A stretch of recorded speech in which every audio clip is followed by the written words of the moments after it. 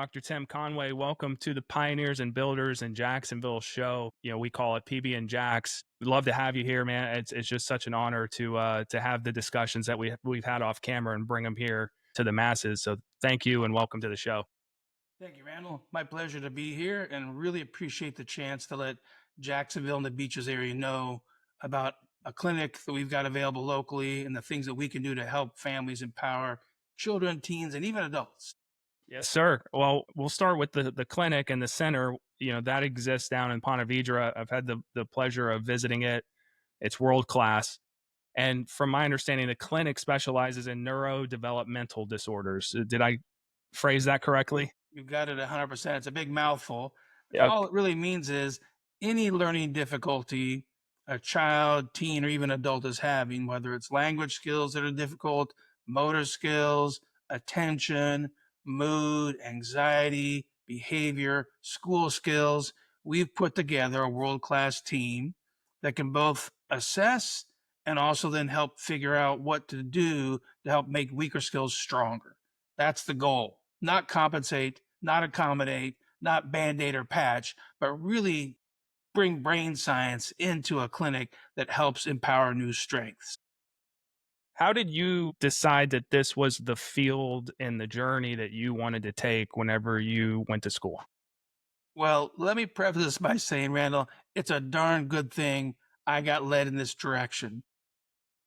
Dyslexia, which is just a reading problem that means you're not as skilled at reading skills, it's genetic. And it doesn't run in my family, it gallops. And I have to shamelessly state that I got that quote from Victoria Beckham talking about how bad dyslexia is in David Beckham's genetic pool. And that's my family as well. So good thing that I chose this course because I have children, brother, sister, nieces, nephews, aunts, uncles, all who have struggled with all kinds of learning difficulties. So I got involved in it because I was fascinated by the brain. I think the brain's super cool. It's got amazing ability to change and grow and strengthen. And at the age of 19, I made the life-altering choice to drive myself from Missouri to the state of California and join my aunt and uncle in their world-renowned work in dyslexia and all learning disabilities. And her name was Patricia Conway Lindemood, and she was a speech pathologist who was world-renowned for her work in learning difficulties like dyslexia. That was the starting kickoff point. It sounded like some really fun, fascinating stuff to do, and then a world of stuff opened up after that. Well, how did we go from California to Jacksonville, Florida? What brought you to the Sunshine State in Duval County? First there was a small medical practice in Gainesville, Florida that my aunt had worked with called the Morris Center. And I found out later on it was named after a grandfather named Bernard Morris, who had a grandson who had all kinds of learning difficulties. And he was talking to his grandson's pediatrician saying, why isn't there one place where everybody works together? It's the speech pathologist, it's the OT, it's the psychologist, it's the developmental behavioral pediatrician. They all communicate. He said, because my daughter spends all this time running my grandson from place to place to place, and nobody knows what each other's doing. And she's supposed to be the case manager, and she's mom. She's not the case manager. And so the Morris Center at that time was owned and run by two doctors. One was a developmental behavioral pediatrician, and one was a physiologist, speech pathologist with expertise in language problems after brain injury called stroke. And they decided to partner with my aunt and learn more about her early dyslexia program that she first published in 1969. And Randall, that's what I got provided as early intervention when I was 5 years old. So I'm actually the living, breathing testament of what early intervention can do. It can open up a world of possibilities for you to pursue whatever goals you want. So in 1989, when the Morris Center was 3 years old, I came from California to what I thought was going to be a 3-week research project. Best way to say it is 28 years later, I'm still in Gainesville, Florida. And about 29 years later, I'm, moving into Jacksonville, Florida. And so I've been here in Jacksonville since about 2018, but I actually came to Jax from the Caribbean, from the country of Trinidad and Tobago, where I had opened another Morris Center clinic in 2016, and it grew so fast, I ended up living in Trinidad for about 18 months. And I love Jacksonville, love this area, love the people, love the government structures, the business structures. I love the river. I mean, there's just so many great things about Jacksonville. So it's, in my mind, it's a real privilege to have ended up here. And my companies and I are looking to do all we can to help empower multiple levels of people at all age groups, not just the medical clinics, but with other companies we have as well. So that's the long, short version of going from small town Missouri, literally a town of about 40,000 people called Jefferson City, to California, Trinidad, and then landing in Florida long term, in Jacksonville as the home base. Welcome to Jacksonville. We're happy to have you. So, the clinic itself, I know that we were talking about neurodevelopment disorders, and there's the idea with the Morris Center was okay, we're going to have everybody have the ability to come to one place Mhm. and take care of everything. Now that you're in the Morris Center and you have followed down this path to make sure that this is something that exists for the families, can you walk us through what you treat at the Morris Center, and for anybody who is wondering if it's right for them. I want them to know, like, if their kid is displaying certain signs, that they say, hey, I at least want to see if there's something that I should be following up on, or if this is nothing. That's a great question, a great intro to help explain. And Randall, let me start it off by saying we've designed a clinic that has multiple services that can be customized to the need and to the budget, because not all families have extra money to spend on extra services outside of their school services. So let me start by saying we have price points as low as $30 an hour, which basically means at $30 an hour, you can bring your child to after school tutoring program at the Morris Center. We're going to put them with a small group of kids. They're going to do one session a day, 45 minutes per day, 5 days a week. In about 10 to 12 months, we'll have completely closed their reading struggles to the point to where they're reading at grade level or above, and they typically won't need any additional work. And that's a great asset to the community, because rarely can you get that kind of services at $30 an hour. Some of our private schools have reading tutors charging $125 an hour. And if you want to spend that kind of money, great, knock yourself out. But you have other options that are lower price points and actually even more effective. So the clinic has four key services. One is the gold standard is the whole team. The whole team does an evaluation, and we call that the intensive empowerment program. In school, you have an acronym called IEP, stands for Individualized Education Plan. But 95% of kids who get an IEP, Randall, they never leave special ed. So typically, those programs are not effective. So we've taken that acronym and given it a new meaning. It's the Individualized Empowerment Program. And that's where you're going to have a whole team do a whole week of evaluations.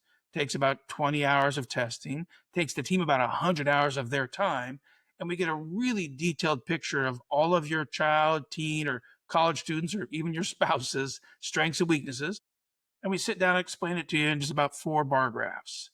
And then we devise the treatment plan that's going to figure out how to take those lower skills and make them stronger. And that can be done at 2 hours a day of intervention, 3, 4, 5, up to 6 hours a day of intervention. The intervention is always 5 days a week. The second service the clinic offers is it has a therapeutic classroom called the Morris Center Academy. Some families don't have the logistics ability to bring a child back and forth to Ponte Vedra Beach for, a 45-minute session, but they want the child to get as much of the program as possible. We've built a classroom with up to 20 kids with a 1-to-5 ratio, and they're going to be ages 7 to 12. We're looking for the elementary and middle school kids. And in that 1-to-5 ratio, we're going to push in 2 of our pioneering programs, one that remediates and empowers reading and spelling skills, and one that changes listening comprehension, verbal expression, and reading comprehension. And those are the main focuses within that classroom. We'll still cover the basic school curriculum material, but that's really not the goal of the classroom. The goal of the classroom is close the gap in those skills that are inhibiting that child from succeeding in some other class in some public or private school elsewhere. And then these are transitory school environments that we have. It's trying to get them out of the Morris Center Academy and off to someplace else. The third thing we offer is just one-on-one services, whether it's one-on-one OT, one-on-one speech therapy, one-on-one counseling with our school psychologist, or other work with all those professional disciplines. And those are things that are customized based on budget and goals and needs. So whether it's the after-school reading program, or the Morris Center Academy classroom, or the one-on-one professional services, or the individual empowerment program or intensive empowerment program. All four are available at different ranges of prices. And it's interesting to tell you, Randall, and we've been featured about, I know, gosh, 4 times in the Ponte Vedra Recorder. 50% of our clients do not live within 200 miles of Ponte Vedra Beach. And the Ponte Vedra Recorder has a story of a family who came from South Africa to the Morris Center for 6 months because the work that clinic does is world renowned. And so we get clients from all over the US, internationally, and we're bringing them into beautiful Ponte Vedra Beach to change those skills and then empower them on their way back home. Thank you for including everything. And that's just with the center. So there's more to the story. We have an app where kids and adults actually can download and use that you have helped create. Let's talk about it. What is the app and what's the purpose and what does it serve? Well, the background for the app was we did a 5-year, $1 million research study with 5-year-olds. The question was, we already know how to pick out at age 4 and 5 who's going to struggle to read and spell and would later be diagnosed with dyslexia. We can pick that up at age 4 and 5. And this is great for the audience to hear right now. They can go home and test their kid themselves. All you got to do is a simple task. You say a word, you get your child or your spouse, if you want to test them, to say the word back to you. You say cat, you ask them to say cat, and then you ask them to change it. Say cat, but don't say the first sound of k. Take that k sound out of there. Or you might say fat and say take the f out of fat, and they should say at. Or you can say flame and tell them take the out of flame, and they should say fame. And if your child at age 4 and 5 struggles with that task, almost guaranteed they'll be failing reading skills by age 9 and be on the road to become diagnosed and struggle with reading and spelling. Knowing that research and knowing that we built a program that can actually help more than 97% of those kids who come to school at age 5 struggling, we have a 97% success rate getting them reading on grade level. So then we built an app to make it even more accessible to families. The app, not the name I picked, but marketing people have great ingenuity, like PB and Jax, a great marketing name you picked. Thank you. The app is called LipLetterLand. And we jokingly say, because if your kid can't say the name of this app, they call it WhipWetterLand, they really need to be playing this app because it will work on their precision of placement of their teeth, tongue, and lips, that part of articulation. But LipLetterLand is designed right now, the current version is for 3 to 6-year-olds. Its voicing is geared to those kids. The graphics are geared to that age of kids. And if they'll play the app, it actually begins to rewire the language processor that is the precursor that has to be strong. Think of it like building a house. We're laying that foundation solid, level, perfectly built so that every story we build on top of that foundation will be well supported. That's what LipLetterLand offers. And it offers it for the whopping price of $6.99 a month. Or you can buy a whole year of use for $50. Or if you're a school, Apple gives you a huge discount if you'll download 20 or more copies. They actually give the schools a 50% discount. So schools can actually buy that LipLetterLand app for $6 a year per kid, which is basically 50 cents a month. Super low priced. And the goal is get LipLetterLand out there, empowering kids with better early literacy skills to actually prevent them from struggling. So the app is for typically learning kids and kids who have a history of learning difficulties or families who know they have dyslexia in the families. The app is for everybody to build those stronger early literacy skills. The app is quite affordable for what it is. Would you say that it's okay or that there's a market for kids who might not be dealing with developmental disorders and just want to engage in the game because it looks fun? And then for parents, there's some level of educational benefit to having them play in the app, pronouncing words, spelling words, etc. What's your take on that? Yeah, 100%. And what the best answer to that good question, Randall, is the method the app comes from is from studying kids who do not struggle to learn how to read. How does their brain build the skills? What does it build? And we know there's 4 to 6 sensory systems that have to build together, part visual, part auditory, part touch, part movement. These systems have to wire together to really build strong literacy skills. And that's true of any child anywhere in the world who has a spoken language like, French, German, Russian, Spanish. All of them need this strong sensory language processor. And so, yeah, 100% the app is built for any kid anywhere. And if you don't struggle, it just makes the skills even stronger, and you're going to be even more likely to become even stronger in reading and spelling skills. It's one of the unique apps that actually can change multiple things. It can empower accuracy of speaking, accuracy of auditory memory of holding on and understanding what word mom and dad said, and the accuracy of the early literacy, letter, sound skills for reading as well. All that is going to be empowered by just playing this crazy app with these fun mouth movies, and Lucky the Lion is the host who takes everyone through the game itself. I want to go back to the cat versus fat versus flame versus fame part, because when I went to your offices, you did this thing where you covered your mouth and said the words, and you said, "Tell me what sound I'm making." And there was such a correlation with sight to seeing somebody's lips move to be able to make out the word that they're saying in conjunction with the sound. I'm okay looking like a fool.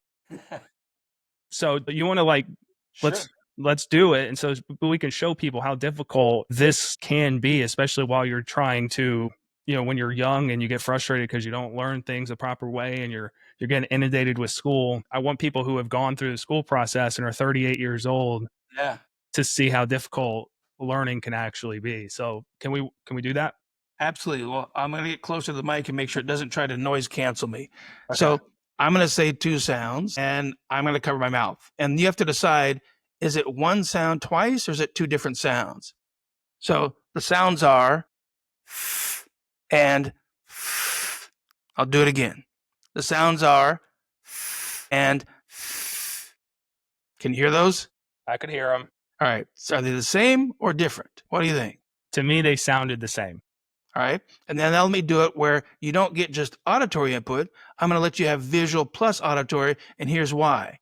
Someone did a really cool laser eye tracking study, and his name is Dr. Lukowitz. And Dr. Lukowitz was studying how do babies pick up speech? How do they figure it out? And he ingeniously showed that by 8 months of age, babies stop looking at your eyes, because birth to age 6, when they start getting eye control, they're looking at your eyes. It's kind of like facial recognition. And by 8 months, they're right there at your lips. They're actually watching your lips by 8 months of age for about 70% of the kids we think is going to do this. So we know it's a really important piece, and you would experience as an adult when you go to a social event and the background noise gets really loud behind you.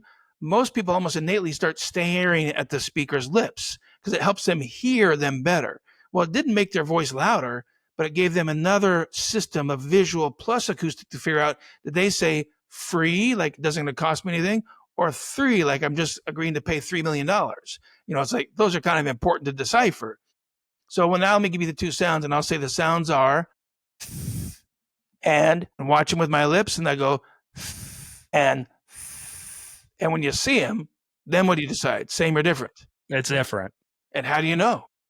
Well, because I saw on the first one, I saw your teeth covering your bottom lip. And on the second one, I saw you begin the sound like the number 3. Yeah, exactly. Where your teeth actually sticks out between your tongue sticks out between your teeth, make that TH sound. So then your mouth is beginning to build those systems and showing how those systems come together. And that's why LipLetterLand is part of that way. We're going to help track that system and make it work, because then you're starting to build the neurology of what we call the speech processor of the brain. It's the pre-literacy skills that it's got ingenious ways the brain builds together, and the app can do it in such a way that we strengthen it before kids even fall behind and they even get weak. Yeah, that's why I wanted to do this. I think that's such a powerful thing. Statistically, developmental disorders, can you walk me through that? Or is there a certain amount of kids in 2025 that are dealing with developmental disorders, or maybe we're more aware of them in 2025 than we used to be? Is there any data backing this in terms of the sheer amount of what's going on in these schools? Yeah, absolutely. It's a very large number. So let's talk specifically about the one developmental difficulty that is the most common and means 80% of kids who are in schools, special ed programs, or 80% of kids who go to specialty learning schools because they're struggling at school. 80% of them have reading difficulties. And that's what dyslexia really means. It's 3 criteria to get a dyslexia diagnosis by a licensed professional. And I say that because some people can do evaluations about dyslexia, but they actually are not able to give you a diagnosis because their license does not allow it. So when parents are going for testing, they want to be sure that you know the credentials of the person you're working with. Because if you think you want a diagnosis, but the person's not licensed to do it, you're going to get things like they have characteristics of dyslexia, or they have some reading struggles, but you actually won't get the confirmation of do they or do they not meet the diagnostic criteria. And it's only three. One is poor reading accuracy, or poor reading speed, or poor reading comprehension. If you have one of those three and the gap is big enough, that meets the criteria to be diagnosed dyslexia. And that's 80% of kids in special ed have that diagnosis or have that problem with struggling to learn how to read or spell.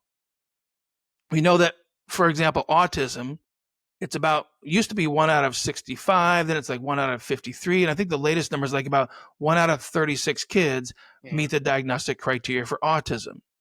And that means there's going to be some social emotional difficulties. There's going to be some sensory difficulties. There's going to be some repetitive, restrictive behaviors. There's going to be several things that interfere with their ability to really function at their full potential. And I say this with great caution because some people get very defensive to say, just because my child has autism, he's not less than, and he doesn't need your treatment. He doesn't need you to focus on what he can't do. Well, completely respect parents who want to focus on the child's strengths. That's very important to do. But also understand the perspective of the professionals who have expertise in helping. The helping professions know how to help take weaker skills and make them stronger. And who doesn't want their kid to have as many strengths as possible? So it's not that we're trying to change that child into something that they can't be or they're not. It's all of us, whether you have a diagnosis or not, are always trying to better our skills. We're always trying to have more skills because then you have more opportunity to pursue what you want to do. Autism then is another large group of kids with developmental difficulties. There's also dyscalculia, which is math problems. There's also dysgraphia, which is spelling problems. Those are not as common as dyslexia, but you have a wide percentage of kids who are struggling with these developmental difficulties. There's language disorders. There's kids who have intellectual deficiencies, or their IQ is not going to be that high. And it just means that their rate of learning is going to be a little bit slower, but they're still perfectly capable of learning as well. So everybody has a brain that has one key principle, and we'll give this as the science term, Randall. It's called experience-dependent neuroplasticity. That's the fancy word for learning. Everybody's brain has the potential to learn new skills. It comes down to several key factors like what's the intensity of the instruction? How specific is the instruction? Has the instruction been tested and proven to be effective? All these factors help affect whether or not the person's going to make progress or not make progress. How important is it that we define things properly? And the reason I ask that is when you think of the term dyslexia, Yeah. myself and most people generally think that the letters as you read them are not in a particular order. You see things differently, words get switched, and what you're saying is there's what the requirement to meet that criteria is, like you just can't read at a particular level or you can't read fast enough. So to me that's a much deeper understanding of dyslexia than what we in the public eye view dyslexia. So as we define it, I mean, how important is it that we get that part right? Well, it's really important. In fact, there's been 2 different panels now who are trying to write new definitions of dyslexia. Not sure that's really going to be our best use of our efforts because whether you define it one way or the other, we know essentially it's trouble with reading.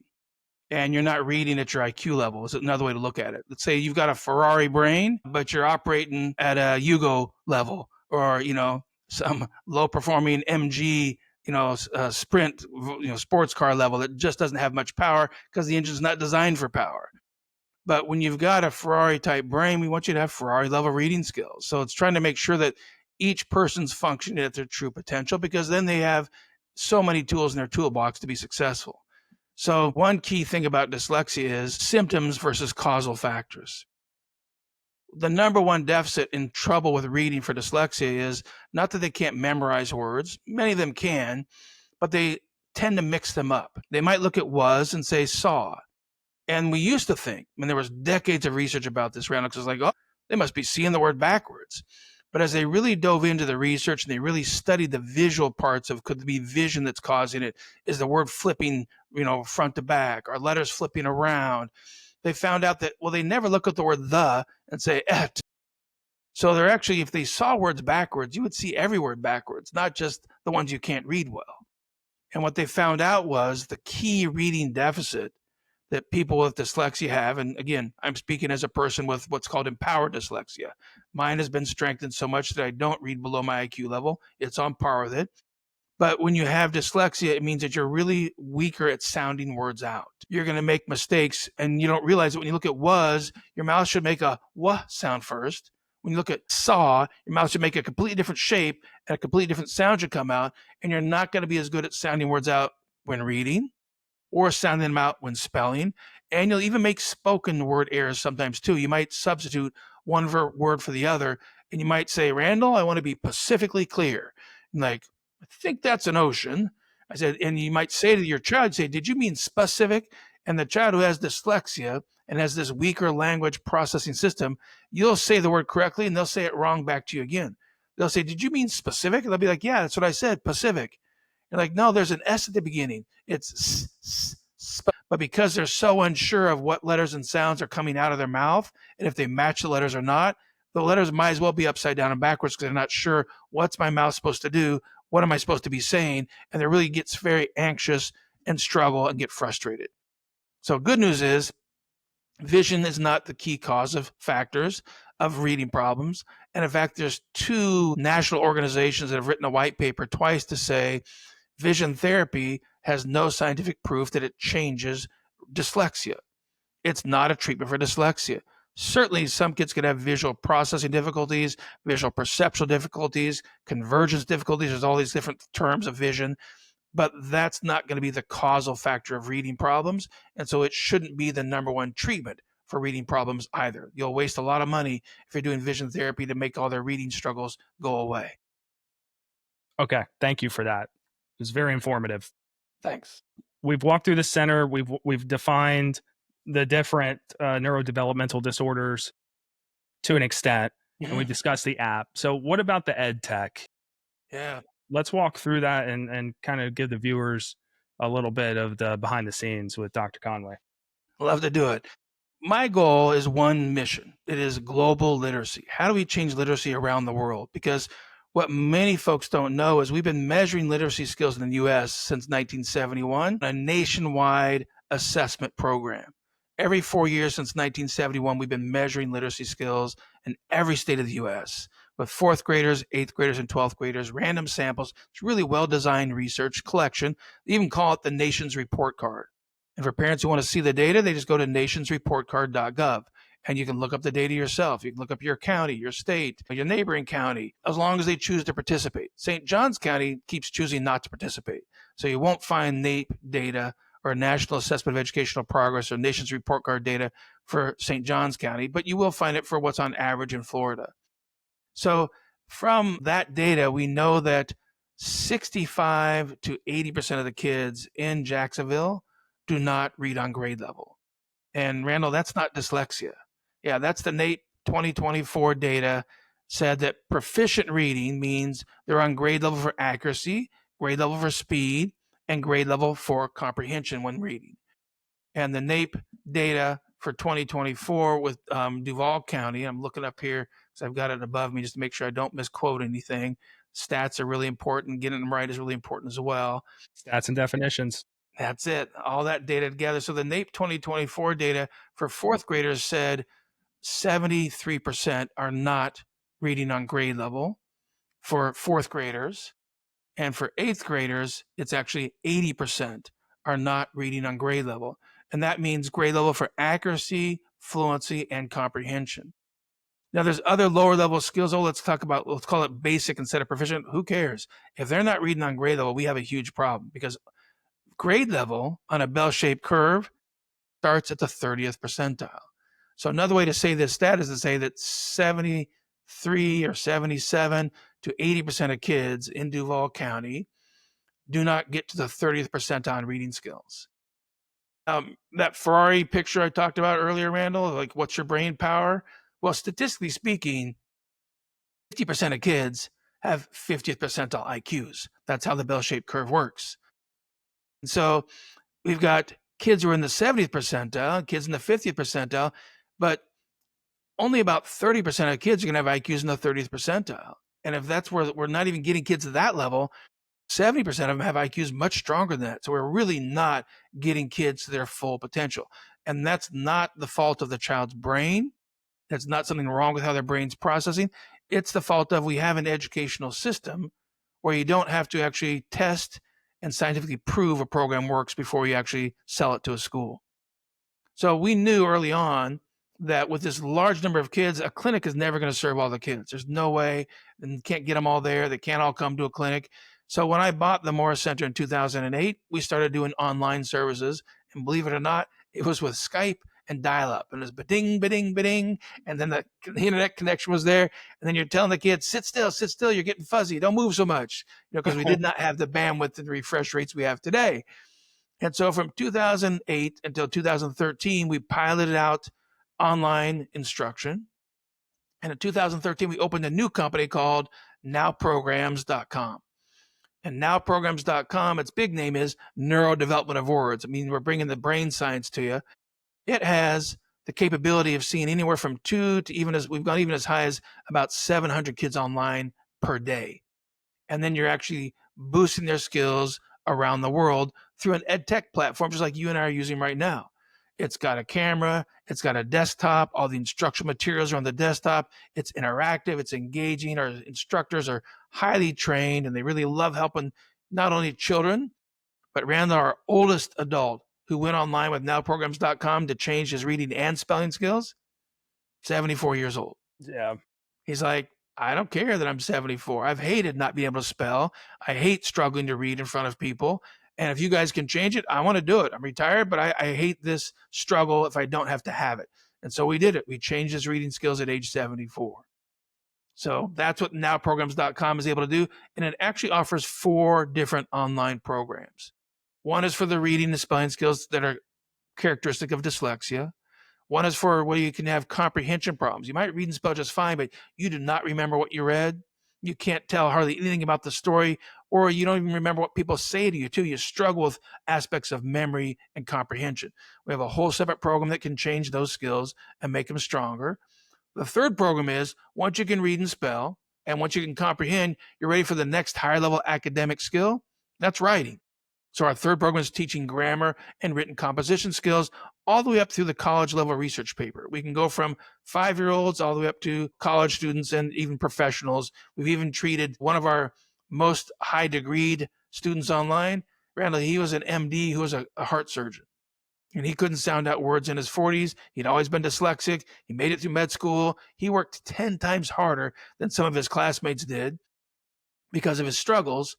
And after he changed his skills, he's like, man, I wish I would have done this, when I was 19 30 instead years of when I ago, was yeah. 39, because I could have done even more. I could have pursued even more things and not had to use all those, alternative strategies, pet story skills, and heaven forbid be stuck with a pen that you're going to scan a book with and the pen has to read for you because you're left to believe that you can't change your reading skills, which is absolutely not true. So the EdTech company has one more program online, and I jokingly set people up and say, it's actually a foreign language. And people look at me like, what? Why are you teaching a foreign language? I'm like, well, it's called math. Math is a foreign language. And so you need all those other programs first. You got to have better phonological memory. You got to have better storage and retrieval vocabulary, use mental imagery for comprehension, and you use sequential procedural thinking that you learn in writing. All of those skills are key foundations for math. And so that nowprograms.com, it starts also at $30 an hour if you let us do small group instruction. $50 an hour, it's one instructor to just 2 kids. Or one-on-one right now, unless COVID and the economy keeps driving our costs up, I'm holding fast at $85 an hour. And we ran for the first 10 years with no price increases. We ran that company for 10 years at $75 an hour, but then pushed us up to 85. We're hoping to try to hang in there at that level and just keep reaching as many children, teens, college students, adults as we can. And we have instructors all over the world, and we have students all over the world in UAE, and Saudi Arabia, and Singapore, and Canada. It doesn't matter where you live in the world. If you have reading difficulties, there's just one cause of reading problems for the brain that's been scientifically proven to be the most likely cause, and that is those phonological skills and being able to sound words out. Okay. All of this stuff's incredibly important, from the center to the app to the ed tech. And the reason is, and you shared this with me earlier, the Harvard released a study Yes. And quote, reading skills and struggles manifest earlier than thought. Correct. That's from Harvard. Yes. I know you read it. Can you expand on why this article was written and a little bit about the content of what's inside? Well, the researcher who wrote that study has wanted to understand, did the differences in brain processing of the language skills, because every language in the world you speak it first, except for the dead ones like Latin. So we're not talking about that. But the live languages, you speak it first, you then learn to read and spell it later, and last you learn how to do written composition of sentences and paragraphs. So all languages in the world have the same hierarchy. But her question was, okay, but what about, is it, we see differences in brain activity for kids who have reading problems. And so, unfortunately, people have misinterpreted that data. So, I hope to clarify that right now today. And they're saying that dyslexics' brains work differently. Well, there's only 8 systems the brain uses to build language skills and build reading skills. And to be true to the definition of dyslexia, you can't be missing one of those 8. If you're missing one of those 8 because you had a stroke or a brain injury, then it can't be called dyslexia. We have another name for that. And I spent 10 years researching this other more serious reading problem. It's called phonological alexia. We call it alexia because it's not genetic, it doesn't run in families. You had a brain injury from like a stroke or something, and that brain damage caused the reading problems. So we know that your brain is working less efficiently. And so you'll see kids who have dyslexia when they put them in a fMRI brain imaging scanner, and all that's doing is finding where the blood flow is at that has oxygen. Oxygen is like the fuel for the brain.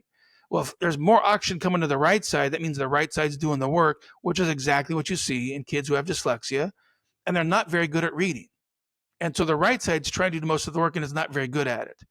And the kids who are really good at reading, you put them in the brain scanner and you see the opposite turn out. You actually see the left side have more activity. And the left side is really quite good at reading, and their reading skills are really high.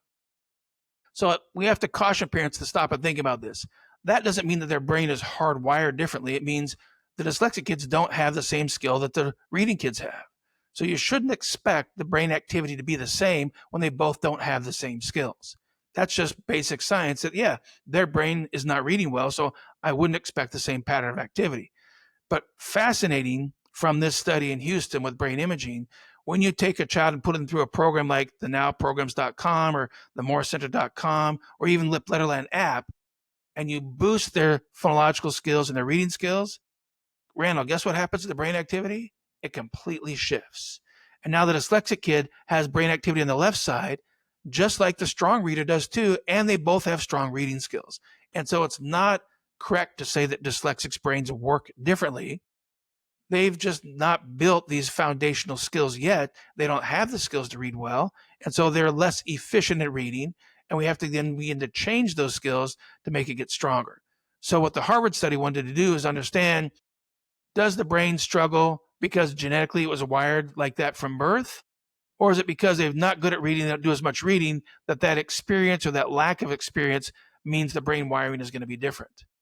And in the first 3 years of that study, they found that, yeah, there's actually differences in the brain structure right out of birth, which is not surprising when you say it's a genetic increased likelihood.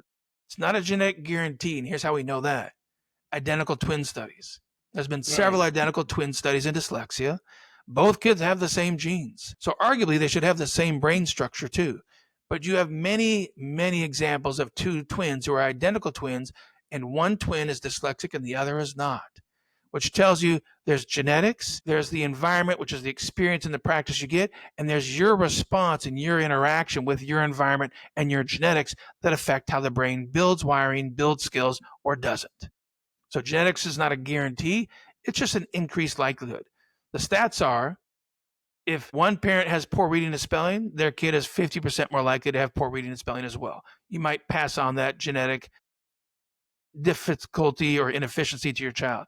If both parents have any family history, and it doesn't have to be the parents themselves, could be a brother, could be an uncle, but if they have history in both sides of the child's family, that child is probably about more like 80% more likely to struggle to read and spell.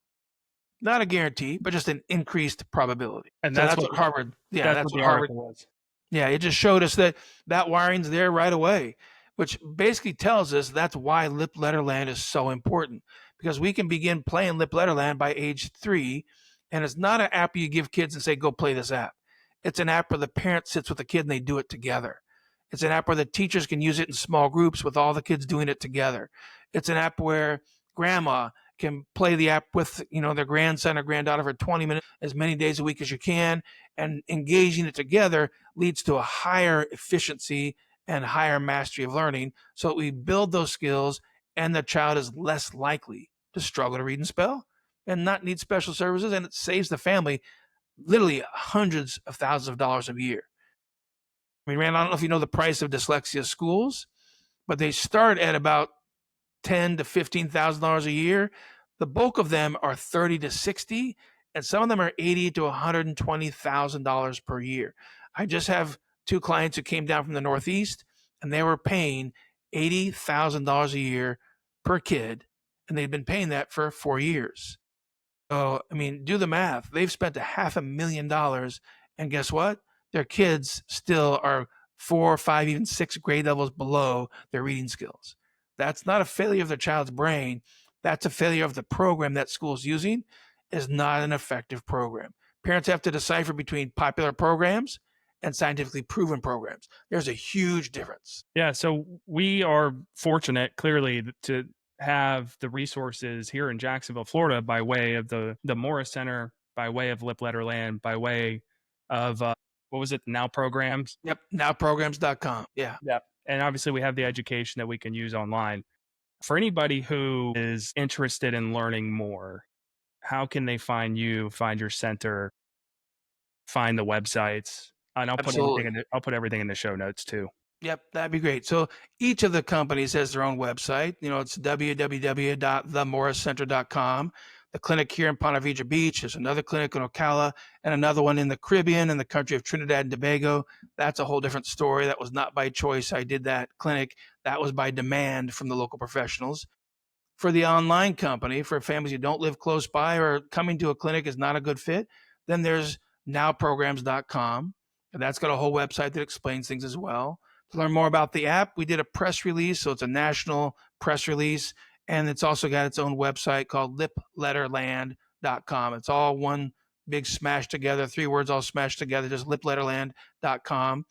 And then we also created a YouTube channel that has over 200 videos on that YouTube channel, one of which is my TED Talk. And if they go to YouTube and just type at now programs online, NOW programs online, that'll take you right to our YouTube channel. And you've got tons of information there. And then for the science geeks, you want to see the papers and see the research, there's 2 ways to get to that. I've done 3 5-year randomized controlled trials, which are $1 million research studies. And then I spent 10 years doing post-stroke reading therapies as well, which is the most severe reading problems anybody can have. And there's a website called academia.edu. And so I have a page on that website that's just timconway.academia.edu, and it hosts all of the PDFs of all the research papers we've published. The YouTube channel has 2 talks. My TED Talk does a quick 15-minute recap of all of our research that backs the Morris Center and Now Programs and LipLetterLand. Or there's one talk on there, it's about 65 minutes long. It's a talk I gave to 300 pediatric faculty at the University of Alabama, Birmingham, in Birmingham, Alabama. And that's on that YouTube channel as well. You can knock yourself out, watch all that science. Or we give free tours all the time, 10, 20 tours, a month to families, to professionals, to the Morris Center clinics, at any of the clinics, and sit down with you. And my online company does free consultations to help explain to you what is dyslexia, what is not dyslexia. And believe it or not, Randall, that online company does free screenings. We will give an hour and a half of my staff's time to you for free, and they'll measure some early reading skills. They'll measure some of those precursor skills, and they'll bring you some data to say, does it look like your child might want to be diagnosed with a more formal assessment? Because this is not an assessment. It's just a screening, but it's free to families anywhere in the world at that nowprograms.com website. All you do on nowprograms.com is just click free consultation. Up pops a calendar. You pick the date, you pick the time, they'll talk to you, and they'll get that screening set up. So we've made tons of resources available because I don't struggle to read and spell. Both my kids came to the Morris Center before age 9, and they both went on to advanced high school placements. They both got scholarships to college, and they both were dyslexic and had ADHD and sensory processing difficulties and had dysgraphia, and one of them had dyscalculia and also oral dyspraxia, a whole nother thing we haven't even talked about yet. But the goal is to let people know that you should not be getting years and years and years of dyslexia tutoring. If that's the case, you're using the wrong program. It's not effective. It might be highly popular, but ask to see the research. Show me the data that proves this program works before you spend a dime on any dyslexia program. Because I'll end with one comment, Randall. There's no license required to make up and sell a dyslexia program. So unfortunately, parents have thousands of programs they have to choose from. And if they just ask to see the research and the peer reviewed, randomized controlled trials, research studies, that is what guides your pediatrician, ask for that level of research, and you'll knock out 95% of the programs, which means then you don't waste money and time with a program that's not really going to help fully empower your child, college student, or get your spouse to stop asking you to spell everything for you, for them, when they struggle to spell emails and letters. Yep. You do so much for everybody by way of giving everybody all this different content, all this different research, all these different resources. For the person on the other side that's hearing this for the first time or seeing that this exists, whether or not they have a child or they have a friend or a family member who could benefit from your services, how can the public help you? What is something that you could use and that people can show up and contribute to? Yeah, I think the number one thing we're hoping for is more awareness of accurate scientific information. So if the public will direct people to our YouTube channel or to my TED Talk, we want parents to be making decisions based on science, not based on personal opinions. If somebody tells you, I've been in this profession for 30 years, that doesn't mean anything. That doesn't mean that you have more expertise than someone who's been in it for 5 years. There's no guarantee your age of being in a profession means you have high skills. So that should not be what parents are looking for. So if the, Jacksonville area and the beaches area will help tell families, hey, look, there are groups out there who are saying dyslexia is a different way of thinking, that dyslexics all have superpowers. That's all wishful thinking. It's not based on science. Direct them back to the science, direct them back to ask for the science, and yeah, certainly ask them to look at our YouTube channel, watch our videos, or just schedule a free consultation with us. We'll give you all the data, we'll explain it to you, and we can back it up with decades of millions of dollars of research, because that's what your pediatrician does to make their choices. You shouldn't have anything less for the choices about your child's literacy, because just like proper health care, literacy is life saving, it's life changing, it is life empowering. So let's make sure everyone's as literate as possible. Absolutely. I'd like to close by saying thank you for everything that you do. The podcast is Pioneers and Builders. I understand you built the Morris Centers and you've built these apps and you are a true builder, but really you're a pioneer. You've Thanks. brought this to Northeast Florida. You gave access to people who otherwise might not have had access to this kind of care, and you're doing it here on the First Coast. So, as a Jacksonville-based podcast, and the fact that I'm trying to get the word out about great things that are happening, thank you so much for doing what you do and representing our city well, and thank you immensely for being on the show. Likewise, Randall, my pleasure. And likewise, thank you for what PB and Jax is doing to help build Jax up and make us all a stronger community. Let's get this community really rocking and rolling at its top notch level. I'm excited for it. Yeah, thank you. All right. Let's do it again one day. Absolutely. We'll do a follow up. I'm sure we'll have more things to tell. We'll have more apps. Believe it or not, we're working on an AI engine with an avatar that's going to do a bunch of the instruction for you. And we're going to even lower the price even less and reach even more millions of families instead of thousands. Our goal is millions, if not tens of millions. We'll get back on a call again. That'd be great. Yeah, let's do that. That sounds wonderful. All right, Tim. Thanks so much, man. My pleasure, Randall. Take care and thank you. You too.